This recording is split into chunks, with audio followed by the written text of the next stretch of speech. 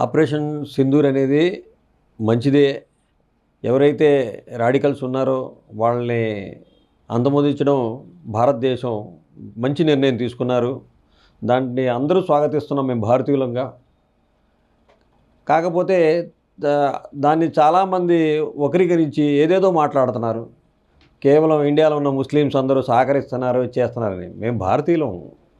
మేమంతా ఒక లౌకిక దేశంలో ఉన్నాం. ఒక అన్నదమ్ముల్లాగా రంజాన్ జరిగినా, సంక్రాంతి జరిగినా ఒక కలిసిమెలిసి ఉండే ఈ భారతదేశంలో కావాలని చెప్పి కొంతమంది ఇవాళ ఏదో కుట్రలు పన్ని ఇలాగ సృష్టిస్తున్నారే తప్ప భారతదేశంలో మట్టికి మేమందరం అన్నదమ్ముల్లాగానే ఉన్నాం. ఇక్కడ మేము భారతదేశంలోనే పుట్టాం, భారతదేశంలోనే సస్తాం. మాకు సస్తే ఇక్కడే పాతి పెడతారు.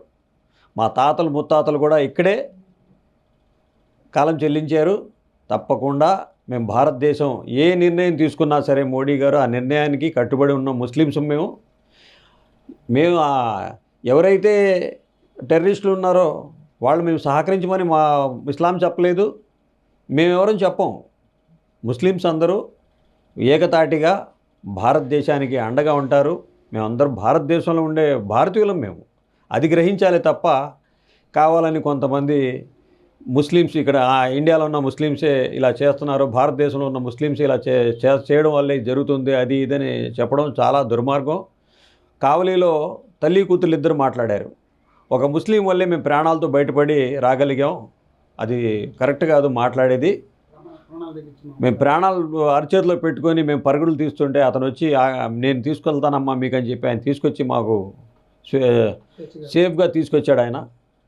మరి ఆయన కూడా ముస్లిమే కదా, ఇది రాంగ్ ఇది మాట్లాడేది. కేవలం కొంతమంది రాజకీయ లబ్ధి కోసం లేకపోతే ఏదో కావాలి మేము కూడా మాట్లాడుతున్నాం అని చెప్పి మాటలకి తప్ప దీంట్లో నిజం లేదు. మేమందరం భారతీయులం. మేము భారతీయులంగా ఏదైతే మా భారతదేశం నిర్ణయం తీసుకుంటుందో ఓ భారతీయ ముస్లింగా మేము దాన్ని స్వీకరిస్తాం. ఎవరైతే భారతదేశం మీద తిరగబడతారో వాళ్ళు ఎంతటి వాళ్ళైనా ఉగ్రవాదులు, వాళ్ళని అంతమొందించడం ఖాయం. దానికి ముస్లిమ్స్ అందరూ ఏకతాటిగా ఖండిస్తామని చెప్పేసి ఈ మీడియాస్ అందరూ తెలియజేసుకుంటాం. ఇప్పుడు ఆపరేషన్ సింధూర్కి నాయకత్వం వహించిన అమ్మాయి కూడా ఒక ముస్లిమే, అది గ్రహించాలి మీరు.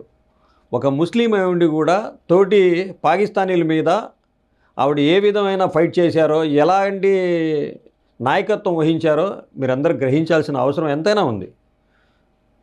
సోఫియా ఖురేషీ అని చెప్పి అమ్మాయి మరి ఈరోజు ఒక ముస్లిమ్స్ని కూడా ఈ భారతదేశం ఒక పెద్ద బాధ్యతను చెప్పి ఒక ఆపరేషన్ సింధూర్ అని చెప్పేసి ఆవిడ చేతిలో ఆవిడ ద్వారా నాయకత్వం వహించడం అంటే మామూలు విషయం కాదు. ఇది కావాలని చెప్పేసి కొంతమంది కల్పితాలు చేస్తున్నారే తప్ప దాంట్లో నిజమేమి లేదు.